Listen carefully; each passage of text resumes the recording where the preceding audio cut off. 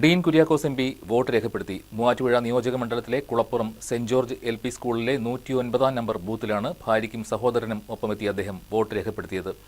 സംസ്ഥാനത്ത് UDF 100-ലധികം seat നേടി ഭരണത്തിൽ വരുമെന്നും അദ്ദേഹം പറഞ്ഞു.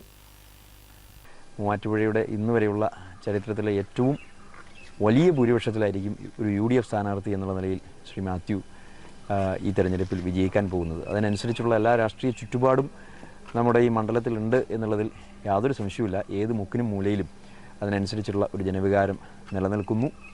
അതെല്ലാം നല്ല വിധത്തിൽ ഈ തെരഞ്ഞെടുപ്പിൽ പ്രതിഫലിക്കും. പിന്നെ ഐക്യജനാധിപത്യ മുന്നണിയുടെ ഏറ്റവും നല്ല വിധത്തിലുള്ള പ്രവർത്തനങ്ങൾ ഈ കാര്യത്തിൽ മറ്റ് മുമ്പുണ്ടായിരുന്നതിനേക്കാൾ വർദ്ധിതമായ ആവേശമുണ്ടായിരുന്നു. അതോടൊപ്പം തന്നെ കെട്ടുറപ്പുണ്ടായിരുന്നു, ഒത്തൊരുമയുണ്ടായിരുന്നു.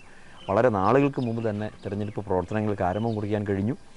അടുക്കും ചിട്ടയുമുള്ള ആ പ്രവർത്തനങ്ങൾക്ക് കൂടിയുള്ള ഒരു നല്ല അംഗീകാരമായിരിക്കും ഈ തെരഞ്ഞെടുപ്പിൽ ഉണ്ടാവുക. എല്ലാ പഞ്ചായത്തിലും മുനിസിപ്പാലിറ്റിയിലുമെല്ലാം നല്ല വിധത്തിലുള്ള ലീഡ് കരസ്ഥമാക്കി ഒരു ചരിത്ര മുന്നേറ്റമായി മൂവാറ്റുപുഴയിൽ ഈ തെരഞ്ഞെടുപ്പ് മാറും എന്നുള്ള കാര്യത്തിൽ സംശയമില്ല.